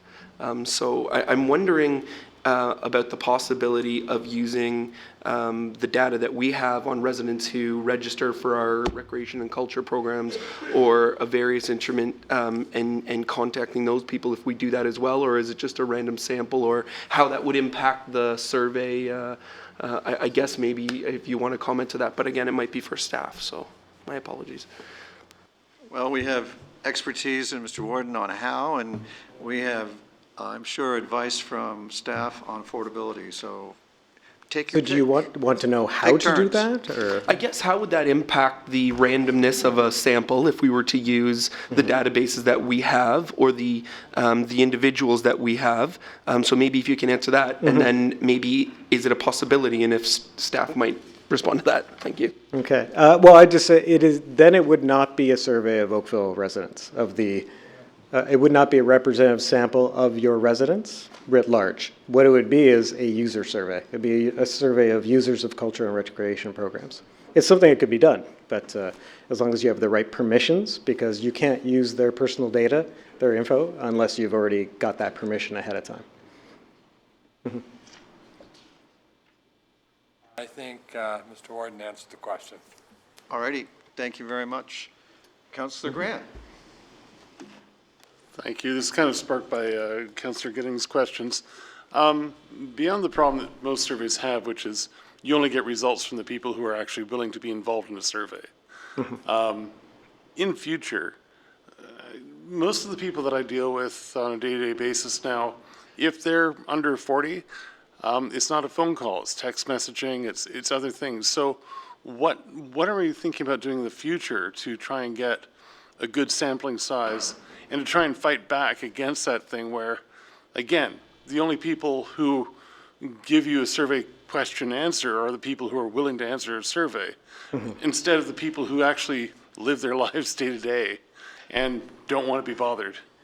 Well, there's two things to consider. One, there have been studies where they've done simultaneous surveys, simultaneous telephone surveys, one just done in regular fashion, another, for example, that the Pew Center in the United States did, where they took all kinds of measures, including offering money, to increase the response rate to 55%, and they got the exact same results. So that speaks to, the reliability of phone surveys. Even though response rates are going down, we're still seeing them to be quite reliable. And we see it especially in the consistency of results in tracking surveys that we do, like this one. I think having this complimentary online survey that you have available is a good thing. Yes, it's going to be more representative of more engaged residents, but it is, if there's somebody who has a particular dislike of phone and would prefer to do it online, that's where we have that option. Doing a survey online only in Oakville, we can do it to a certain sample size level of about 100 or 200, and that's about it before we risk running out of sample. The online panels that have been developed for research purposes are huge. There's 500,000 Canadians on them. But once you get down to the level of Oakville, that's not that much. There's not enough sample there to do all your demographic buckets covered and to do that survey reliably, and that's why you're still doing it by phone. Okay, so in 6 years we won't be doing emojis over text. Thank you very much. So, thank you very much, Mr. Warden. Do we have a mover and seconder to receive the report? Councillor Knoll and Councillor Elgar. Before I call the vote, let me just put in one small word in defense of the survey science industry. Having followed the U.S. polling more than was good for me. I can tell you that there were many, many, many pollsters at work in the election, and you could get any prediction you wanted from, if you didn't like one pollster's prediction, you could get a different one. They were all, there was variety available. And in support of the general idea of survey science, which I still believe in, I will point out that the large reputable polling firms correctly predicted that Hillary would win the popular vote, and she did by 3 million votes. So it wasn't, all the failures weren't on the part of the pollsters. Is that a delicate way to put it? Yeah. It was a fault of the, it was on the fault of the pollsters who tried to predict the Electoral College rather than the popular vote. Yeah. All right, I'll call the vote. All those in favor? And that carries. Thank you very much, everyone concerned. We have no confidential discussion items, and we have no advisory committee minutes this evening, and you have your information items that have been circulated electronically along with your status of outstanding issues, and that brings us to new business. And we have two notices of motion before us, and as I understand it, the authors of each believe that for time reasons, we need to waive the procedure bylaw in order to consider them tonight rather than the next council meeting, which would be the normal procedure. So Councillor Dudek moves and Councillor Chisholm seconds waiving the procedure bylaw. It requires 9 votes. Let's see if we have 9. I'm trying to inject drama into the meeting. All those in favor of waiving the procedure, oh, I think we got 9. Any opposed? Okay, that's clearly 9. It carries. So now, Councillor O'Meara, you were first because you notified me, I think, last week. Would you like to have the floor now for yours? Thank you, Your Worship, and I want to thank yourself and also Councillor Elgar for working with me to add 2 new whereases at the beginning of the motion to read, whereas water is life, and whereas the quality of all life is dependent on the quality of water, and then the motion will continue as such. I'm bringing this forward at this point with regards to our neighbors down to the south of us and the tabled budget that came in March, specifically removing $300 million from the Great Lakes Water Initiative. And that initiative, launched in 2010 by the Obama administration, really set out to work with the 8 governors of the surrounding Great Lakes states, the 2 premiers, and about 120 municipalities that live and exist on the Great Lakes waters. The Great Lakes St. Lawrence Cities Initiative and also the Great Lakes funding that was a part of the Obama administration's pledge really went to work towards combating toxic hotspots in our Great Lakes, combating invasive species like the Asian carp, working to promote nearshore health by protecting watersheds from polluted runoff, and the list goes on. And what we've seen in the tabled budget from the United States, well, from the White House right now, it hasn't gone to Congress, is a shift away to put more of the responsibility back on states and on cities that border there. The research that has been tabulated so far says that municipalities alone contribute close to $15 billion annually, which is more than the federal government, the United States, our federal government, the states, and the provinces combined. So they're already taking the brunt of trying to maintain the watersheds, trying to maintain the Great Lakes, and this will be an absolute severe blow to all of the efforts that both municipal governments are doing, organizations like the Royal Botanical Garden, a number of these ports and harbors to combat this. So there is the Council of the Great Lakes is having their economic forum in Detroit on April 26th, hence the immediacy to this resolution. And I would ask for my colleagues' supports in supporting this motion. Thank you. Right. Now, Councillor Elgar, you also today indicated a desire to move essentially the same motion. And I would gladly defer as the seconder of this to you so that you can have your name on it if you'd like. It doesn't matter. Actually, the points that I put in a few points, a couple points at the beginning, then the 22%, all the fresh water in the world is right there in our own Great Lakes. So I'm pleased to, it doesn't matter whose name goes on, I'm just glad we're doing it, because I think it's an important thing. And when you think of all the straws from all the different cities around the Great Lakes that are drawing water from these lakes, it's important that we keep pumping money to keep it safe. So would I be out of line if I was to say, I sense you might like a recorded vote on this? Yes. Please rise to be recognized. I'm calling the ayes now. So in favor, we have Councillor Lischina, Councillor Adams, Councillor Grant, Councillor Knoll, Councillor Lapworth, Councillor Elgar, Councillor Hutchins, Councillor Giddings, Councillor Chisholm, Councillor Duddick, Councillor Robinson, Councillor O'Meara, and Mayor Burton. I declare the motion carried unanimously. And that brings us to the notice of motion on your desks from Councillor Adams and Duddick. Councillor Adams, you have the floor. Thank you very much. I wondered if we could ask the clerk to put this on the overhead, and I'll read it out. I just got this onto your desks earlier today, and it reads, whereas housing affordability has become a significant issue throughout the GTA and the province of Ontario is considering options to improve housing affordability, and whereas a permanent greenbelt is an important part of the planning for sustainable communities, and whereas there is a tremendous amount of land already planned and available in excess of the development needs of the GTA without weakening the protections provided by the greenbelt, therefore be it resolved that the town of Oakville ask the province of Ontario to continue to expand and strengthen the greenbelt, and that the mayor convey the position of the town of Oakville to the premier, local MPPs, and leaders of the provincial opposition parties.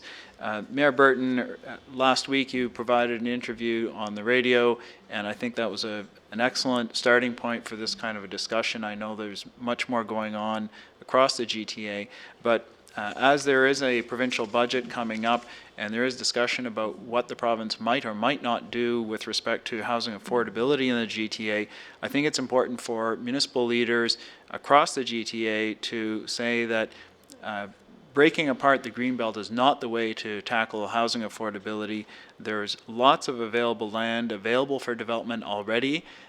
There's many, many, many years worth of land available in the white belt that we have between the urban area and the green belt. It's not necessary to add more land to it through breaking up that green belt. I'd like it if we could get a recorded vote on this to provide you with the strength when you go and speak to the Premier and other members of the provincial parliament. Thank you, Councillor. Councillor Duddick. Thank you, Your Worship. Just building on what my colleague had indicated, I think it was demonstrated quite clearly even in the Polera survey this evening, the concerns regarding affordability, urban sprawl, all of those issues. And regardless of whether we've said it in the past, we cannot let up in being vigilant about reinforcing the fact that we do not want the green belt tampered with. So thank you very much for bringing it forth, Councillor Adams. Thank you both. Councillor Elgar. Thank you both for bringing it forward. I've been writing out a few other friendly amendments that I'm hoping if I put them on the overhead that people, we could read over them and see whether we could add them into the amendment. It would be just on the therefore, be it resolved types, which is what you've got, but it does add to it, which I think is important because I'm not sure that everybody realizes there are loopholes right now that they are proposing from the provincial level. And if it happens, it'll have an impact on over 400 communities where they don't have a defined plan. And so if we could put it up on the board.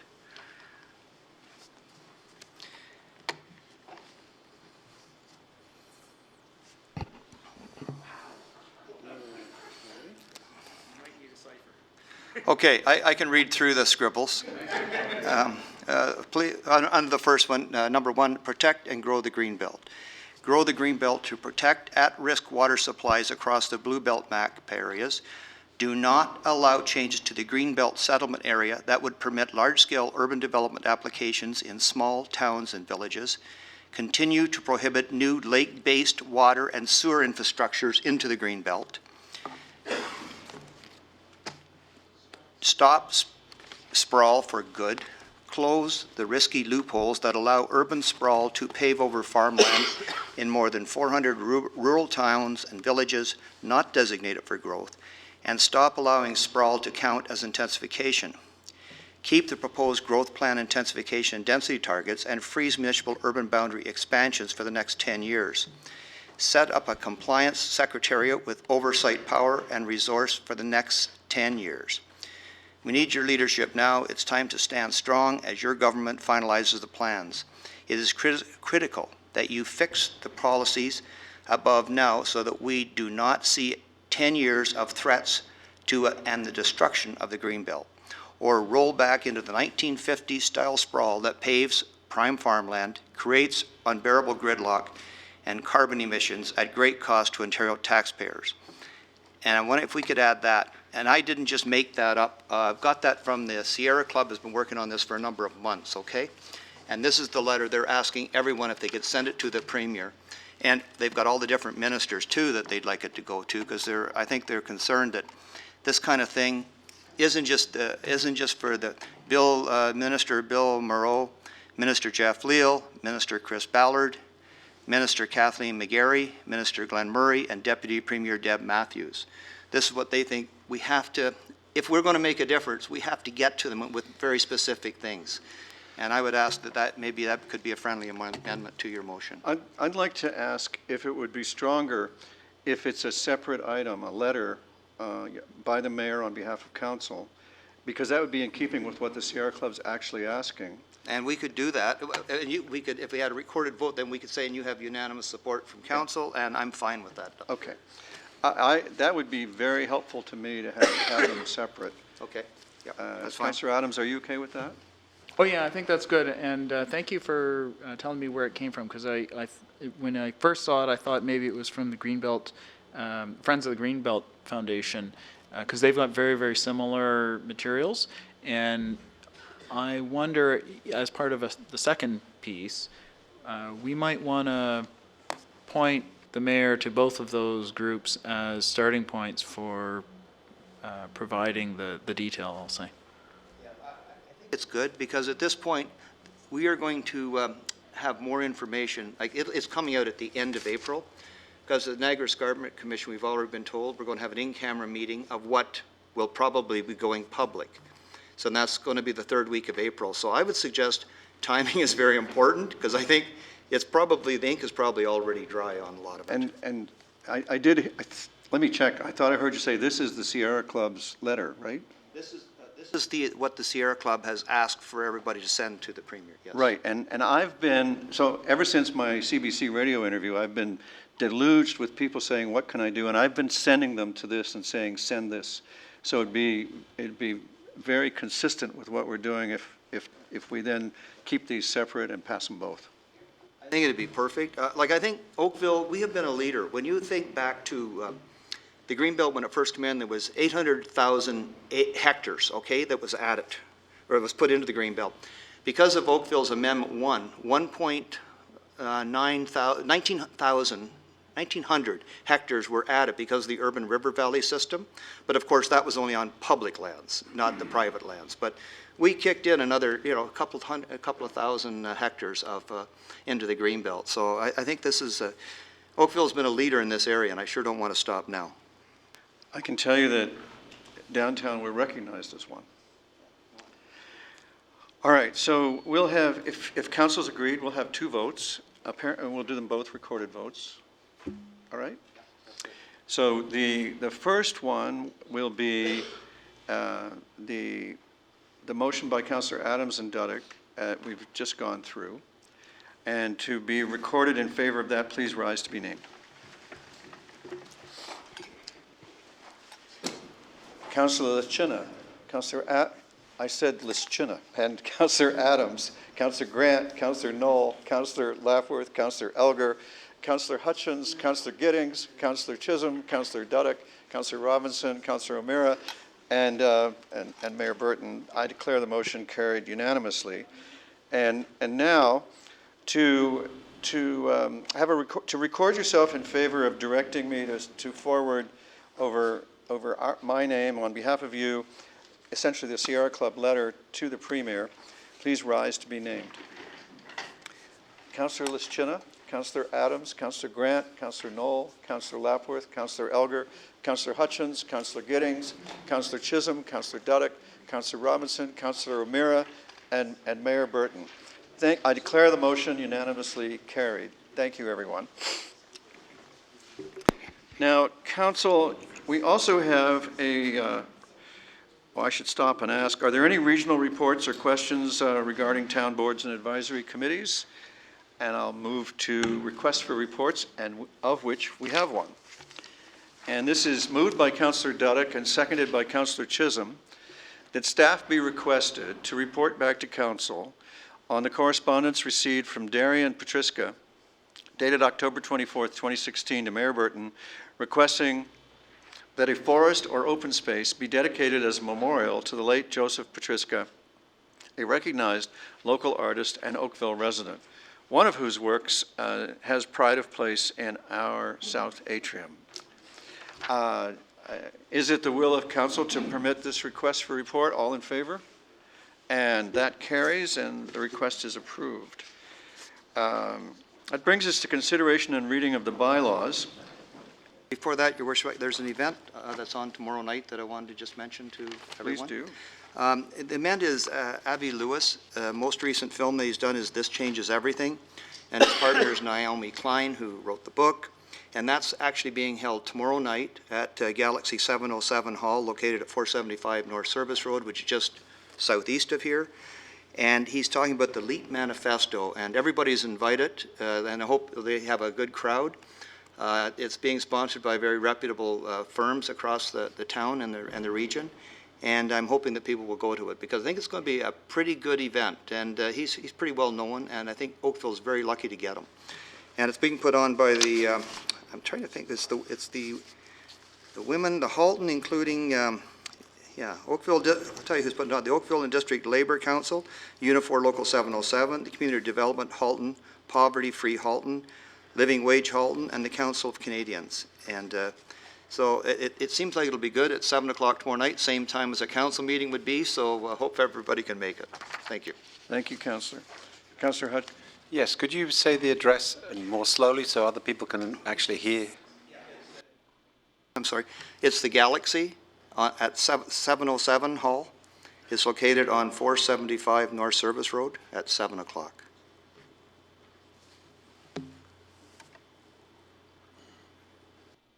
Okay, thank you, everyone. We need a mover and seconder for the bylaws. Councillor Duddick, Councillor Grant. All those in favor for the bylaws as written in the agenda, and that they are carried. Now that completes our agenda and a very interesting meeting. I thank you for your time and attention and contributions. It's been great working with you, and we are adjourned.